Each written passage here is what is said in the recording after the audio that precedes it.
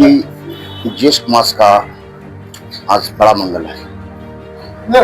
कुछ महत्ता और महात्म्य के बारे में क्या महत्व है बताइए। ऐसा है, अपने सनातन धर्म के किसी पुराण में कोई बड़ा मंगल नहीं लिया है। ये प्रथा चली है, हमारे समझ से लखनऊ से प्रारंभ हुई है, या जो भी हो, जैसे भी। हाँ, अब ये मंगल है, भगवान का पूजन है, जाप है, तो पुण्यकाल है, और बाकी शास्त्र में कहीं बड़ा मंगल का उल्लेख नहीं आया। हाँ, एक मंगल आया है, वो चैत के अंधेरे पाक में, जब होली जल जाता है, खेला जाता है, उसके बाद चैत अंधेरे पाक में अमावस्या के पहले एक मंगल पड़ता है। वो पत्रा में छपा होता है, उसमें लिखा होता है वृद्ध अंगारका व्रतम। वृद्ध अंगारका व्रतम, ग्रह लाल है अंगार की तरह, तो वो उसको बुढ़वा मंगल कहते हैं। वो आया है, बाकी ये कहीं शास्त्र में बड़ा मंगल का कोई उल्लेख नहीं आया। अब ये चल रही है तो ये बहुत शुद्ध है। अच्छा, रही बात दूसरी, तो इसमें जो जैसे है, तो ये मलमास है, यानी पुरुषोत्तम मास, बहुत श्रेष्ठ महीना। इसमें शिव जी का पूजन, पार्थिव पूजन विशेष महत्व रखता है, बाकी किसी का आप पूजन करें। अब इसमें जो शुद्ध ज्येष्ठ है वो आधा बीत चुका पहले, आधा अब ये पूर्णिमा बीतेगा रविवार को, उसके बाद 15 दिन और बीतेगा, तब वो आएगा शुक्ल पक्ष शुद्ध, जिसमें निर्जला एकादशी पड़ेगी। तो दो मंगल उधर, दो मंगल इधर, ये अगर मनाते हैं तो इस प्रकार मनाना चाहिए। बाकी कोई मंगल मनाओ, इस मलमास वाला मंगल जो है ये उसके लिए नहीं है फिर नियमता, यानी बाकी मंगल का कोई उल्लेख नहीं है बड़े मंगल का। ये जो मनाए, जितने मनाए ठीक है। बाकी शुद्ध जेठ का मनाया जाता, तो शुद्ध जेठ आगे है और पीछे है। ये पुरुषोत्तम मास है। ये बालाजी का दिन है, कुछ बालाजी पर प्रकाश डालिए। ये भगवान हनुमान जी का ये मंगल भगवान का दिन है। ये दिन हनुमान जी को, इस दिन उनकी भी प्रतिष्ठा है। तो हनुमान जी एक ऐसे देवता हैं, उनके लिए लिखा है कि जो यह पाठ कर कोई, कहने का तात्पर्य कोई में हर नर नारी जीव आगे। बहुत लोग कहते हैं नारी हनुमान जी पूजन न करे, ऐसा तो हनुमान जी का पूजन जो है वो विशेष फलदायी है। उसका कारण एक है कि इन्हें वरदान मिला था, अष्ट सिद्ध नौ निधि के दाता। अष्ट सिद्धियां हैं और नौ निधियां हैं। तो जो अष्ट सिद्धियां हैं वो बहुत बड़ी चीज है, और नौ निधियां हैं, और एक निधियों में जाने कितनी अष्ट निधियों का पावर भरा है। और ऐसे अष्ट सिद्धियों, नौ निधियों के हनुमान जी दाता, इनको वरदान मिल गया था सीता जी से, दाता है, ये सबको दे सकते हैं। तो हनुमान जी इस कारण से लिखा है कि और देवता चित्त न धरी, हनुमत से सब सुख करई। तो इस पंक्ति से तो देवताओं का विरोध हो रहा है, लेकिन नहीं, विरोध नहीं है। इसका कहना है कि मनुष्य जो है संसार के ऐश्वर्य, सुख, शांति, इनको पाने के लिए किसी देवताओं का चिंतन न करे, और हनुमाने जी प्राप्त है, उनके ही पास पावर हो, आपका सब कार्य कर देंगे। तो ये जो बालाजी हनुमान जी हैं, आज उनका ये जो दिन, हनुमान जी की उपासना करके आप सब कुछ प्राप्त कर सकते हैं, संसार के ऐश्वर्य। हाँ, आप आपकी प्रार्थना उन्हें स्वीकार हो, आपका प्रार्थना बढ़िया हो, इस प्रकार से जो है ये होना चाहिए। तो अब जैसे आज के समय में क्या व्यवस्था चल रही है कि एक धर्म के स्वरूप को इतना विदीर्ण कर दिया जाता है, ऐसे ऐसे लड्डू लोग बना करके बेचते हैं, जो बहुत क्वालिटी में बहुत निम्न श्रेणी का है। उसमें जाने क्या मिला हुआ है। देखो तिरुपति बालाजी में वहां लड्डू की क्या कितनी कहानी बनी। तो इस प्रकार से हनुमान जी का लड्डू नहा धो करके, दिव्य हो करके, न बाल छुए, न नाक छुए, न कोई शरीर अंग खजुआवे, और बढ़िया चौका लगा शुद्ध, जहाँ चप्पल जूता न जाए, ऐसे जगह पर आप देसी घी का प्रसाद बनाइए लड्डू। अच्छा, नहीं मान लिया देसी घी है, नहीं उतना धन है, तो आप क्या काम करें, 2 मुठ्ठा गेहूं ले लीजिए, उसको 3 बार, 5 बार, 7 बार, 11 बार खूब धुलिए, और धुलने के बाद में उसको सुखा लीजिए, और जरा सा 1 बूंद घी में उसको भून लीजिए, और नहीं घी है ऐसे भून लीजिए, और उसमें आप गुड़ मिला दीजिए। गुड़ धनिया उसे कहते हैं। शंकर जी का, बजरंगबली का सबसे नंबर 1 का प्रसाद यह है, और उसको आप चढ़ाइए। इसमें शुद्धता और दिव्यता की व्यवस्था है। शुद्धता, दिव्यता में कमी नहीं होनी चाहिए, और इस प्रकार प्रसाद भगवान के बनने चाहिए। तो प्रसाद तो अब यहाँ देखें, यहाँ तीरथ पर जितने प्रसाद बिक रहे हैं उनकी क्या दशा है। वो दांत खोद रहे हैं, नाक खोद रहे हैं, नहाए नए कीचड़ पोते हैं, आई के केवल धन दिखाई दे रहा है। इसलिए धर्म का स्वरूप थोड़ा सा भ्रष्ट हो रहा है, उसका परिणाम अमंगलीय हो रहा है और ये सब ठीक नहीं। धर्म बहुत बड़ी चीज है। जो व्यक्ति तपस्या करने जाते थे दीमक लग जाता है, शरीर जल जाता है और भगवान का झलक नहीं मिलता है, तो इतनी भ्रष्टता से और इस प्रकार से दुर्गुण युक्त से धर्म की सिद्धि नहीं हो सकती। हाँ, लिखा है कि कार्यम साधयामी शरीरम पातयामी, कार्य को सिद्ध करे, शरीर को उसमें साबुन की तरह लगा दे, घिस जाए, गल जाए, नष्ट हो जाए भगवान में। तो भगवान हनुमान जी बहुत शुद्धता चाहते हैं। उनकी शुद्धता की पराकाष्ठा होना चाहिए। मन शुद्ध हो, वाणी शुद्ध हो, कर्म शुद्ध हो, वस्त्र शुद्ध हो, खान पान आचरण शुद्ध हो, ब्रह्मचर्य हो, ये सब चीज हनुमान जी और सारे हमारे सनातन धर्म के देवता इसको पसंद करते हैं और ऐसा होना चाहिए और इस प्रकार से इनका पूजन करे, बहुत श्रेयस्कर है। गुरुजी एक सवाल लेते हैं, हनुमान चालीसा हम लोग भी पढ़ते हैं, आप भी पढ़ते हैं, सब लोग पढ़ते हैं, जितने भी भक्त हैं। शंकर सुवन केसरी नंदन, सुवन कहीं ना कहीं गलत बताया गया। नहीं, सुवन कोई शब्द नहीं जी, सुवन है। छोटे सा पर छोटा मात्रा हुआ और ना सुवन है। अच्छा, सुवन माने होता है वीर। हाँ, सुवन माने होता है शंकर सुवन, शंकर के वीर, शंकर जी के वीर हैं, बीज रूप उनके स्वरूप है वो, तो शंकर सुवन। अच्छा, समझ रहे हैं? अच्छा, राम भद्राचार्य ने तो बताया है। नहीं, वो ऐसे बक रहे हैं, उनकी बात छोड़िए। आज तक कोई भद्राचार्य नहीं हुए, ये अभद्राचार्य की बातें हैं, भद्राचार्य की नहीं है। आज तक एक से एक शंकराचार्य हुए, विद्वान हुए, तुलसीदास जी लिख गए हैं, कहीं कोई त्रुटि नहीं। एक से एक विद्वान हनुमान चालीसा के मर्मज्ञ हुए और अयोध्या में एक से एक हुए, मथुरा में हुए, काशी में हुए, किसी ने कोई प्रश्न नहीं है। भद्राचार्य से ये सब मानते हैं, सनातन धर्म का नाश पड़ रहे हैं। सुमन माने फूल होता है और सुवन माने वीर होता है। शंकर सुवन ये शब्द ठीक है, सुमन तो हो ही नहीं सकता, असंभव।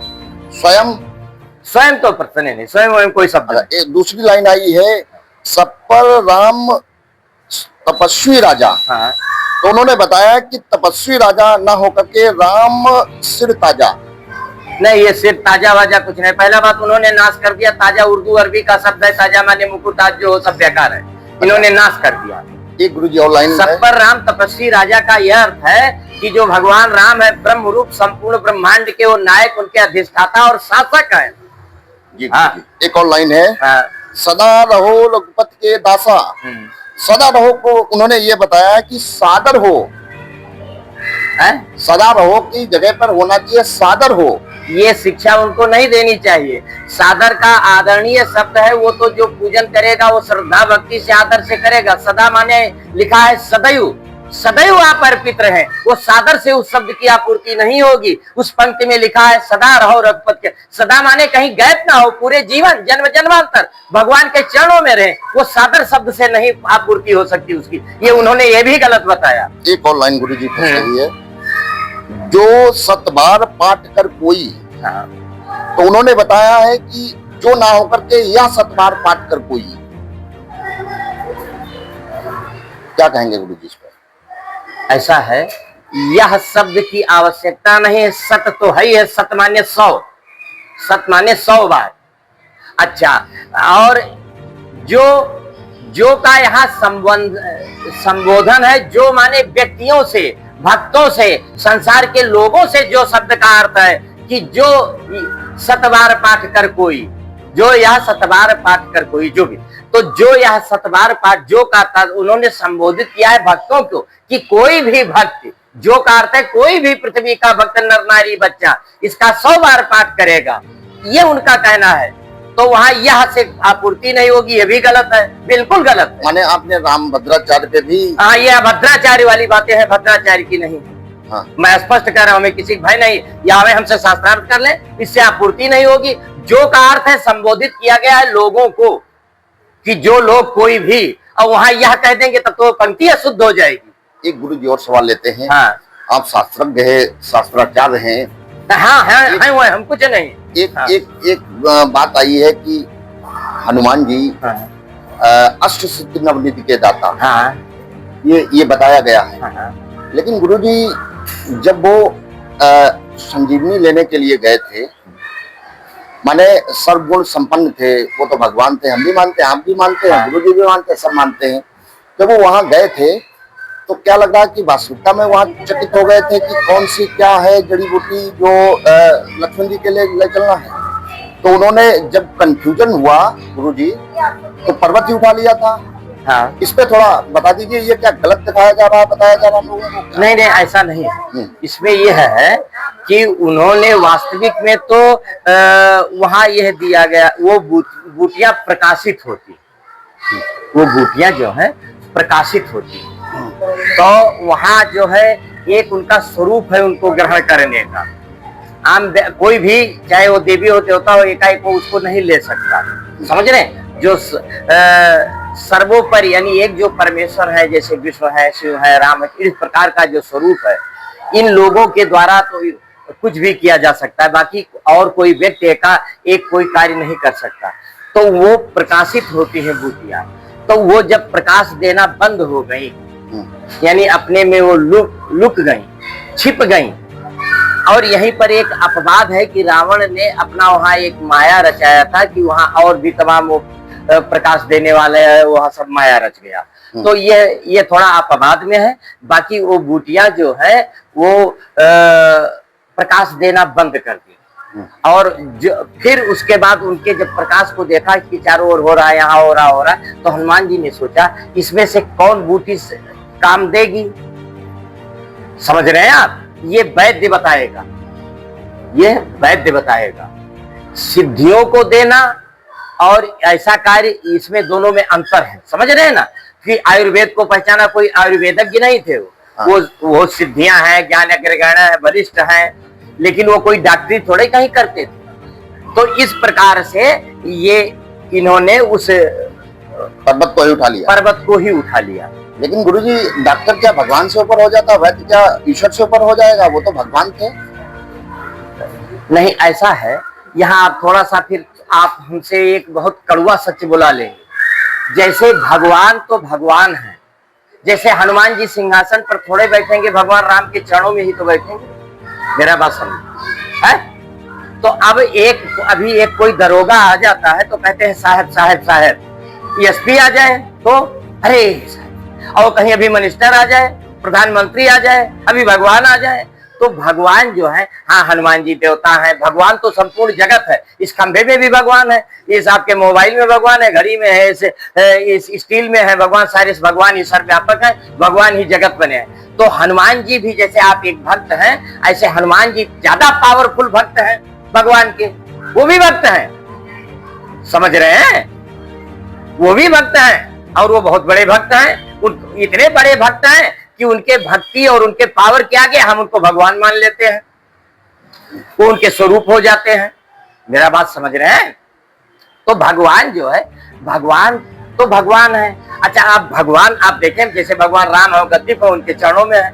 तो ये जो अंतर है, ये भगवत स्वरूप को और सृष्टि में, जैसे हम आप हैं तो हम आप भगवान के सामने नतमस्तक होंगे, हम भगवान बन जाएंगे। मेरा बात समझ रहे हैं? हाँ, हम पावर में हो सकते हैं, कुछ सिद्धियां हो सकती हैं, कुछ गुण हो सकते हैं, कुछ विशेषण हो सकते हैं, कुछ बारी हो सकती है, कुछ ज्ञान हो, ये सब हो सकता है। इसमें अग्रगण्य हो सकते हैं, इसमें पावरफुल हो सकते हैं, लेकिन जिनके बल पर ये सब हो रहा है वो परमेश्वर है। एक बात हम आपको बताएं, एक अथर्व ऋषि हुई है, अभी भगवान पर ही आपको बता दें। अथर्व ऋषि हुई है, उन्होंने अथर्वण वेद लिखा है। अथर्ववेद अथर्वण ऋषि ने लिखा है। तो अथर्वण ऋषि जो हुए हैं, उन्होंने उसमें लिखा है यो देवो अग्नौ अपसौ विश्वम भुवना आदिश, यानी उनका ये कहना है मंत्र में। देखो, जैसे अब आप यहाँ समझें, हम कहते हैं अग्नि देवता है, ठीक, वायु देवता है, वृक्ष देवता है, ठीक देवता। और अथर्वण ऋषि ने यही कहा है, उन्होंने विरोध नहीं किया कि अग्नि देवता है नहीं है या उनका विरोध। उन्होंने ये कहा यो देवो अग्नौ, जो देवता अग्नि में रहता है, जो देवता जल में रहता है, थल में रहता है, वायु में रहता है, भुवन में रहता है, औषधियों में रहता है, वृक्षों में रहता है, उस देवता को हम प्रणाम करते हैं। अब आप सोचें, यानी अग्नि देवता है और फिर अग्नि देवता नहीं है या अग्नि देवता है, ये सब उन्होंने कोई विरोध नहीं किया, कोई इसका उन्होंने कहा जो देवता, जो परमेश्वर अग्नि में भी रहता है, यानी जिससे अग्नि संचरित होती है, चलती है, जिससे वायु चलता है, वायु देवता है, लेकिन जिससे वायु पैदा होता है, जिससे सूर्य जन्म लेता है, जिससे वृक्ष होते हैं, जिससे औषधियां होती हैं, जिससे ब्रह्मांड होता है, भुवन होता है, भुवन महाविशद, वो ऐसे देवता को हम प्रणाम करते हैं। तो भगवान में और सृष्टि में बहुत अंतर है। आप गीता अध्याय 9 श्लोक 23 देखना, और इस ब्रह्मांड वाले एक से एक ज्ञाता, हम तो कुछ नहीं जानते, हम जो बोलते जान लो सब बेकार है बोलते हैं। गीता, श्रीमद् भगवत गीता के 9वें अध्याय का 23वां श्लोक, उसमें भगवान इतने कहते हैं, बस सूक्ष्म हम बता देंगे कि ये जो मनुष्य जितने देवताओं का पूजन करते हैं किसी का, वो एक प्रकार से मेरा ही पूजन करते हैं। लेकिन उसके बाद भगवान कहते हैं कि ये अविध पूर्वक है, यानी विध पूर्वक पूजन नहीं, अविध है। तो कहने का तात्पर्य वो बेकार है। कारण भगवान कहते हैं आप जड़ को सींचेंगे तो पत्ता, फल, फूल, तने सब पल्लवित पुष्पित होंगे। और जब आप कोई डाल पूज रहा है, कोई फूल पूज रहा है, कोई पत्ता पूज रहा है, तो ये ब्रह्म ही है, सर्वत परमेश्वर। तो कहते हैं केवल परमेश्वर को ही पूजिए तो सब पूजित हो जाएंगे। परमेश्वर को, तो परमेश्वर भगवान नारायण वो तो एक है, उसके स्वरूप अनेक है, ऐसा परमेश्वर है। तो उसी के स्वरूप है, इसलिए सिया राम मैं सब जग जानी, सब परमेश्वर है। हनुमानो जी परमेश्वर है, कर्ण परमेश्वर है, मक्खी परमेश्वर है, कुत्ता परमेश्वर है, सूर्या परमेश्वर है, हाथी परमेश्वर है, किया पतिंगे परमेश्वर, सब कुछ जगत परमेश्वर का रूप है। सोने का जेवर बना है, आभूषण बना है, तो आभूषण का हम आकार देख रहे हैं, कंकड़ है, मुद्रिका है, ये कड़ा है, ये छड़ा है, ये चैन है, लेकिन उसमें है क्या? हिरण। उसमें केवल सोना ही, हिरण में सोना ही। तो इस प्रकार परमेश्वर ही तो जगत, वही जगत बनाए को हम बहुत श्याम। भगवान वो अनंत ने सोचा मैं एक बहुत हूं और जगत बन गया, ऐसी सृष्टि है।